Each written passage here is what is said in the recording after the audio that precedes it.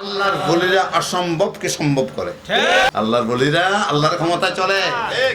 এক সময় কেরামত দেখায়, এক সময় দেখে না, যখন দরকার দেখায়।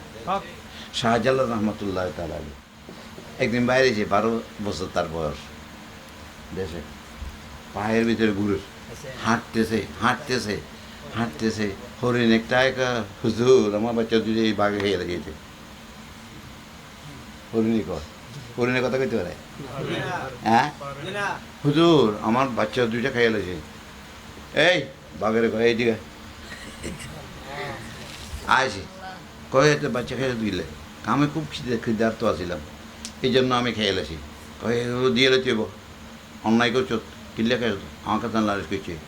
হ্যাঁ, তো এই কথা কইছে, বাঘের দিছে একটা থাকবো দিয়েছে, ফেরের তুমি বাচ্চা জেতা জেতা বাইরে গেছে,